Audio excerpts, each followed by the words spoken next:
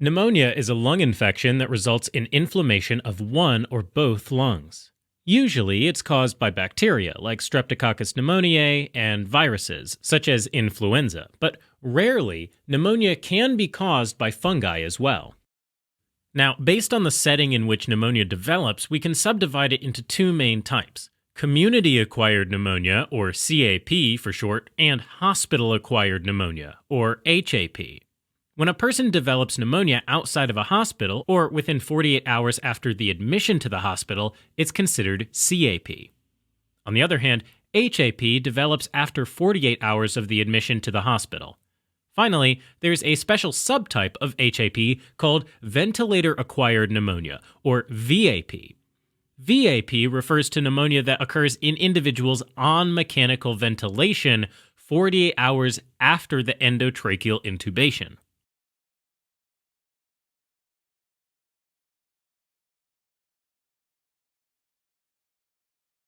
The first thing to do when approaching a patient with suspected CAP is to obtain a focused history and physical examination, send labs such as ABG, CBC, and BMP, monitor pulse oximetry, and get a chest x-ray.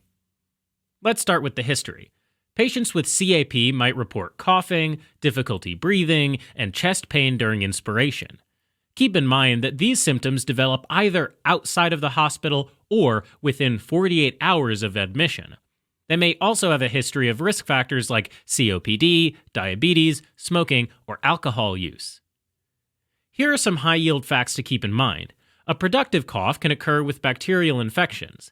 However, if the sputum is blood-tinged, consider specific organisms like Streptococcus pneumoniae, Klebsiella pneumoniae, or Legionella pneumophila. Now, the physical examination often reveals an elevated temperature, tachypnea, and tachycardia. Pay close attention to lung auscultation, which might reveal rales over the affected area. Additionally, if there's lobar consolidation, the physical examination might demonstrate bronchial breath sounds, egophony, and increased tactile fremitus in the affected lobe. In contrast, patients with a pleural effusion might present with decreased breath sounds, decreased tactile fremitus, and dullness on chest percussion in the affected area. Finally, pulse oximetry might reveal a drop in oxygen saturation, while chest X-ray can show new lung infiltrates.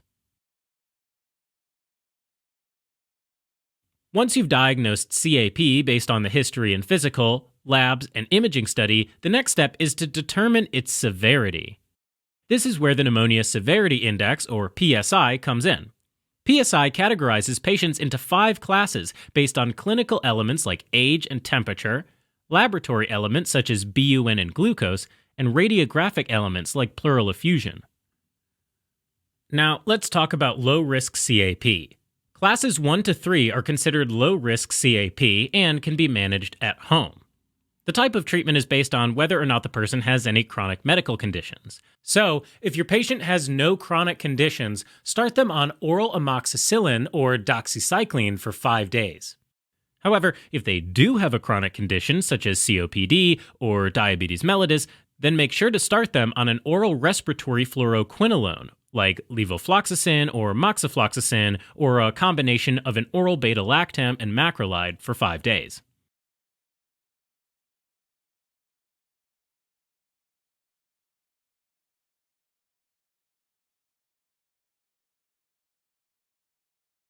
Okay, let's switch gears and talk about high-risk CAP. Classes 4 and 5 are considered high-risk CAP and require admission to the hospital.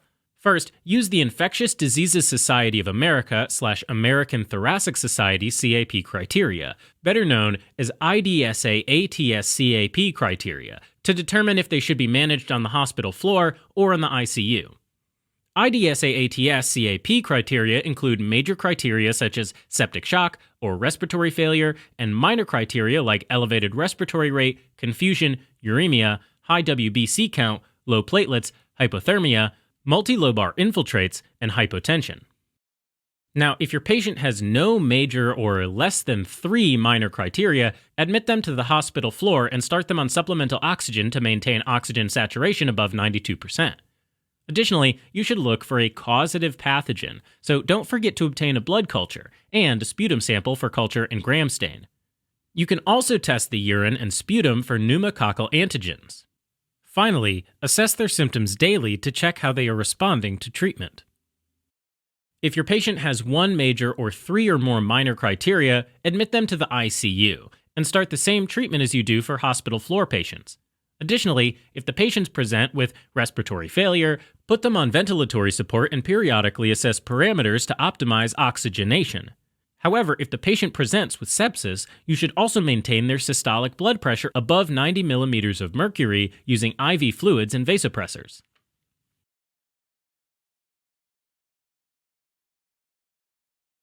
Alright, now let's move on to antibiotic treatment.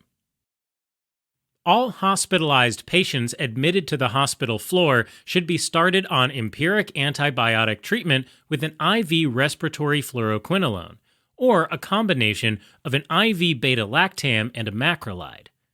Patients admitted to the ICU, on the other hand, should be started on a combination of IV beta-lactam and a macrolide, or IV beta-lactam and respiratory fluoroquinolone.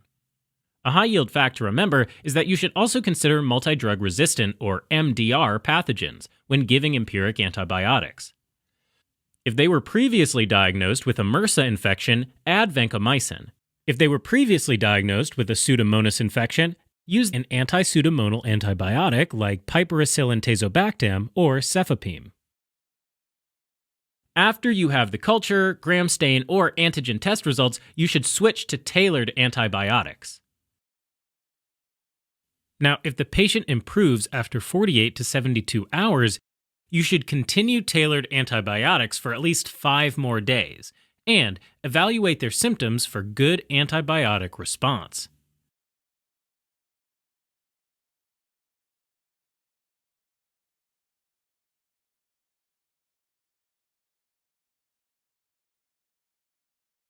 However, if there is no improvement, you need to figure out why.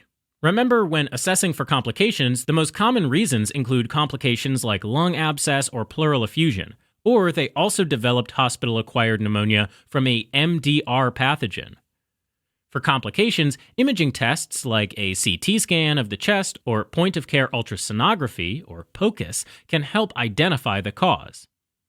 If the imaging reveals complications, they might need additional management like bronchoscopy or chest tube placement for drainage.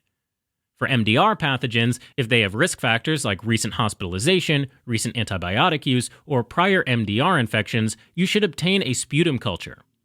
Finally, tailor antibiotics to treat the specific pathogen. Alright, as a quick recap. Community-acquired pneumonia, or CAP, is a lung infection that develops outside of the hospital, or less than 48 hours after admission. Based on the severity, CAP can be categorized as low or high risk. Patients with low-risk CAP are treated at home with the appropriate oral antibiotics. On the other hand, patients with high-risk CAP should be admitted to the hospital floor or ICU. Hospitalized patients are started on supplemental oxygen if hypoxic, and samples of sputum, blood, and urine are usually taken to identify the causative pathogen. Additionally, ICU patients might need ventilatory support if they are in respiratory failure, or blood pressure management with IV fluids and vasopressors if they are in septic shock. Treatment for all hospitalized patients includes empiric IV antibiotics. People with prior MDR pathogen infections will need additional empiric antibiotics against those pathogens. Empiric antibiotics can be switched to tailored ones when you receive culture results. Patients that improve should complete their treatment.